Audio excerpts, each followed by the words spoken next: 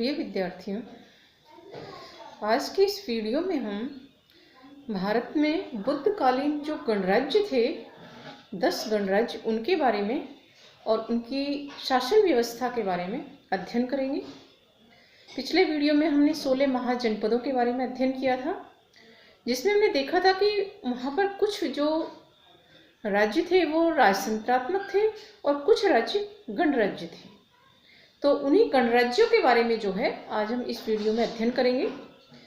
प्रारंभ में अधिकांश इतिहासकारों का मानना था कि प्राचीन भारत में केवल राजतंत्रों का ही अस्तित्व था, लेकिन बाद के अन्वेषण में ये पाया गया कि यहाँ राजतंत्रों के साथ गण अथवा संघ राज्य भी थे। 1903 में रिच डेविड्स ने साम्राज्यवादी दृष्टिकोण यानी राजतंत्र को चुनौती देने के लिए गणराज्यों की खोज की थी। संघ गण का पर्यायवाची था। कौटिल्य के अर्थशास्त्र में जो है 2 प्रकार के संघ राज्यों का उल्लेख हुआ है, एक तो वार्ता शस्त्रोपजीवी और दूसरा राज शब्दोपजीवी। वार्ता शस्त्रोपजीवी ऐसे राज्यों को बताया गया है जो अपनी जीविका कृषि, पशुपालन, व्यापार, वाणिज्य और शस्त्र के द्वारा अर्जित करते थे। राज शब्दोपजीवी उन राज्यों को बताया गया है जहां पर जो है अध्यक्ष जो है राज्य का वो राजा की उपाधि का प्रयोग करते थे। महाभारत में गणराज्यों का हमें उल्लेख मिलता है। भारतीय साहित्य के अतिरिक्त यूनानी और रोमन लेखकों के विवरणों से भी हमें प्राचीन भारत में गणराज्यों के बारे में जानकारी मिलती है।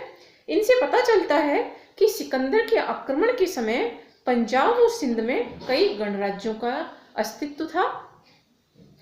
मुद्रा संबंधी प्रमाणों से भी हमें भारत में गणराज्यों का अस्तित्व सिद्ध होता है। मालव, यौधे, अर्जुनायन आदि गणराज्यों के सिक्के राजा का उल्लेख न करके गणीय संघ का उल्लेख करते हैं। इस तरह कई प्रमाणों से यह सिद्ध हो गया है कि प्राचीन भारत में गणराज्यों का अस्तित्व था और वे राजतंत्र से जो है इस अर्थ में भिन्न थे कि उनका शासन किसी वंशानुगत राजा के द्वारा नहीं चलाया जाता था, बल्कि गणीय संघ के हाथ में होता था। प्राचीन भारत के ये गणराज्य आधुनिक काल के गणतंत्र से भिन्न थे। आधुनिक समय में गणतंत्र जो है जनतंत्र का प्रतीक है, जिसमें सत्ता जो है जनता के हाथों में निहित होती है, जबकि प्राचीन भारत के गणराज्यों में सत्ता जनता के हाथ में न होकर कुलीनों के हाथ में केंद्रित थी। तो इस एक प्रकार से इन्हें प्राचीन भारत के जो गणराज्य हैं उनको हम कुलीन तंत्र के नाम से पुकार सकते हैं। बुद्ध काल में भारत में जो 10 गणराज्य थे उनमें पहला गणराज्य था कपिलवस्तु के साक्य। ये साक्य गणराज्य नेपाल की तराई में स्थित था। इसकी राजधानी कपिलवस्तु थी। कपिलवस्तु की पहचान जो है नेपाल में स्थित तिलोरा कोट से की जाती है। साक्य लोग अपने रक्त पर बड़ा अभिमान करते थे और अपनी से अलग जाति में जो है वैवाहिक संबंध स्थापित नहीं करते थे। गौतम बुद्ध के पिता शुद्धोधन इसी साक्य गणराज्य के राजा थे और इस समय कपिलवस्तु का विनाश जो है बुद्ध के समय में कौशल नरेश विड्डूम के द्वारा किया गया था। दूसरा जो गणराज्य था बुद्धकालीन भारत में वो था मौर्य गणराज्य, जिनको पिपलीवन के मौर्य के नाम से जाना जाता है। मौर्य गणराज्य के लोग जो है साक्यों की ही एक शाखा थे। महावंश टीका से पता चलता है कि कौशल नरेश विड्डूम के अत्याचारों से परेशान होकर उनसे बचने के लिए जो है वे हिमालय की तराई में आकर के बस गए थे साक्य लोग। और फिर चूंकि ये क्षेत्र जो था हिमालय की तराई में पिपलीवन का जो क्षेत्र था वो मोरों के कूक से गुंजायमान होता था, उनकी आवाज से, इसलिए जो है यहाँ जो बसे जो साक्य लोग आकर के उनको मौर्य कहा गया और इसी मौर्य से मौर्य शब्द बना, जो कि हम चंद्रगुप्त मौर्य जो है इसी गणराज्य का था और इसीलिए उसको जो है मौर्य से ही मौर्य कहा गया। चंद्रगुप्त मौर्य को मौर्य कहा गया। तीसरा जो गणराज्य था बुद्धकालीन भारत का वो था वैशाली जो है लिच्छवी गणराज्य। यह बुद्धकालीन भारत का सबसे शक्तिशाली गणराज्य था। लिच्छवी वज्जी संघ में सर्वप्रमुख थे। इनकी राजधानी वैशाली थी। लिच्छवी लोग काफी स्वाभिमानी और स्वतंत्रता प्रेमी थे। इनकी शासन व्यवस्था बड़ी सुसंगठित थी। बुद्ध काल में यह राज्य अपनी समृद्धि की पराकाष्ठा पर था। इस समय यहाँ का राजा जो था बुद्ध काल में लिच्छवी गणराज्य का, वो चेटक था, जिसकी पुत्री छलना का विवाह मगध नरेश बिंबिसार से हुआ था। और इसकी बहन त्रिशला का जो विवाह है वो जो है वहाँ महावीर स्वामी के पिता से हुआ था। यानी त्रिशला जो है चेटक की बहन थी। जैन साहित्य से पता चलता है कि मगध शासक अजातशत्रु के खिलाफ चेटक ने मल्ल, काशी और कौशल के साथ मिलकर के एक संयुक्त मोर्चा बनाया था। चौथा जो गणराज्य था बुद्धकालीन भारत का, वो था सुमसुमार गिरी के भग्ग। भग्ग गणराज्य के अधिकार में विंध्य क्षेत्र की यमुना और सोम नदियों के बीच का जो प्रदेश है वो शामिल था। ये वत्सों की अधीनता स्वीकार करते थे। पांचवा जो गणराज्य था वो था अलकप के बुली। यह गणराज्य आधुनिक बिहार के शाहबाद, आरा व मुजफ्फर जिलों में फैला हुआ था। इनकी राजधानी वेठद्वीप थी। बुली लोग बौद्ध धर्म के अनुयायी थे। बुद्ध के महापरिनिर्वाण के बाद में इन्होंने जो है बुद्ध के अवशेषों का एक भाग प्राप्त किया था और फिर उस पर इन्होंने एक स्तूप का निर्माण करवाया था। छठा जो गणराज्य था बुद्धकालीन भारत का, वो था केशपुत्र के कालाम। ये गणराज्य कौशल के पश्चिम में स्थित था। इसी गणराज्य के आलार कालाम नामक आचार्य से महात्मा बुद्ध ने गृहत्याग करने के बाद सबसे पहले उपदेश ग्रहण किया था। सातवां गणराज्य था रामग्राम के कोलियों का गणराज्य। कोलीय गणराज्य शाक्य गणराज्य के पूर्व में स्थित था। शाक्य और कोलीय गणराज्य के बीच में रोहिणी नदी बहती थी और कोलीय गणराज्य के जो लोग थे वो अपनी पुलिस शक्ति के लिए विख्यात थे। कोलियों की राजधानी रामग्राम थी। आठवां जो गणराज्य था वो था मिथिला के विदेह गणराज्य। बिहार के भागलपुर और दरभंगा जिलों में विदेह गणराज्य स्थित था। यहाँ के राजा जनक अपनी शक्ति और ज्ञान के लिए, दार्शनिक ज्ञान के लिए प्रसिद्ध थे।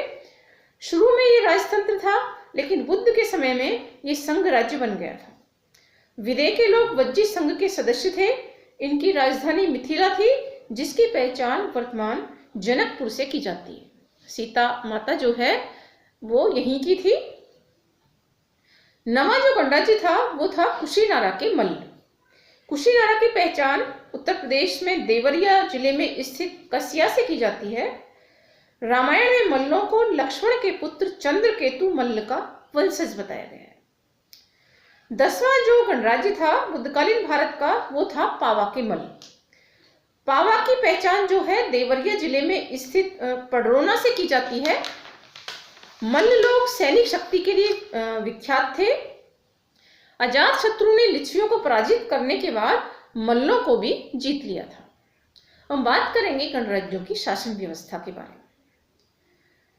गणराज्यों की शासन व्यवस्था के विषय में हालांकि हमें कोई बहुत अधिक जानकारी प्राप्त नहीं होती, लेकिन फिर भी हमें कुछ साक्ष्य मिलते हैं जिनकी द्वारा हम जो है गणराज्यों की शासन व्यवस्था के बारे में पता चलता है। इनके बारे में गण की जो कार्यपालिका का जो अध्यक्ष है वो निर्वाचित पदाधिकारी होता था और उसको राजा के नाम से पुकारा जाता था। राजा का मुख्य कार्य सामान्य प्रशासन की देखभाल और आंतरिक शांति व्यवस्था बनाए रखना था। राजा के बाद गण में एक उपराजा होता था। इसके बाद गण में सेनापति, भांडागारी यानी कोषाध्यक्ष आदि पदाधिकारी होते थे। परंतु राज्य की जो वास्तविक शक्ति थी वो एक केंद्रीय समिति, जिसको संस्थागार बोला जाता था, उसमें निहित होती थी। इसके सदस्यों की संख्या काफी बड़ी होती थी, संस्थागार के सदस्यों की, और इस केंद्रीय समिति यानी संस्थागार के सदस्य भी राजा के नाम से ही पुकारे जाते थे। गणराज्य से संबंधित सभी महत्वपूर्ण विषयों जैसे युद्ध है, संधि है, दूसरे राज्यों से कूटनीतिक संबंध है आदि पर यह केंद्रीय समिति ही काफी विचार विमर्श के बाद में निर्णय लेती थी। इस तरह गणराज्यों का जो शासन था वो गणतंत्रात्मक ढंग से चलाया जाता था। यदि ये माने कि बौद्ध संघ की जो कार्य पद्धति थी वो गणराज्यों की कार्य पद्धति पर आधारित थी, तो इससे गणराज्यों की शासन पद्धति के विषय में हमें अनेक बातें पता चलती हैं। संस्थागार की कार्रवाई जो है आधुनिक प्रजातांत्रिक संसद की तरह थी। इसमें प्रत्येक सदस्य के बैठने की अलग अलग व्यवस्था थी। इस कार्य को आसन प्रज्ञापक नामक अधिकारी देखता था। संस्थागार की जो कार्रवाई थी उसमें कोरम पूर्ति, प्रस्ताव रखने, मतगणना आदि के नियम बने हुए थे। गुप्त मतदान प्रणालियों थी मतदान के लिए। अनुपस्थित जो सदस्य है उसका मत लेने के लिए भी अधिकारी बने हुए थे। मतदान अधिकारी को सलाका ग्राहक कहा जाता था। प्रत्येक सदस्य को अनेक रंग की सलाकाएं दी जाती थी। विशेष प्रकार के मत के लिए विशेष प्रकार के जो रंग था उसका प्रयोग किया जाता था। वज्जी संघ की न्याय व्यवस्था के विषय में भी हमें बुद्ध घोष की टीका जो है सुमंगल विलासिनी उससे पता चलता है। इसके अनुसार वज्जी संघ में 8 न्यायालय थे। प्रत्येक न्यायालय को अपराधी को दंड से मुक्त करने का अधिकार तो था, लेकिन वह यदि अपराधी पाया जाता तो उसे दंडित करने का अधिकार केवल राजा को था। कोई अपराधी तभी होता था जब उसे 8 न्यायालयों द्वारा दोषी करार दिया गया हो। राजा का न्यायालय अंतिम न्यायालय था। और जो यदि हम बात करें इन 8 न्यायालयों की श्रृंखला की, तो इसमें विनिश्चय महामात्र सबसे नीचे था। उसके ऊपर जो है व्यवहारिक महामात्र था। उसके ऊपर सूत्रधार का न्यायालय था। फिर उसके बाद में अट्ठकुलक न्यायालय था। फिर भांडागारी, सेनापति, इसके बाद में उपराजा, और सबसे ऊपरी जो छोर पर जो न्यायालय था वो राजा का न्यायालय था। राजा ही किसी अपराधी को दंडित करता था। इस प्रकार जो है बुद्धकालीन भारत के जो गणराज्य थे ये बड़े इनकी शासन व्यवस्था जो थी बड़ी सुव्यवस्थित थी। और इस प्रकार जो है भारत में हम प्राचीन भारत में गणराज्यों का अस्तित्व भी पाते हैं।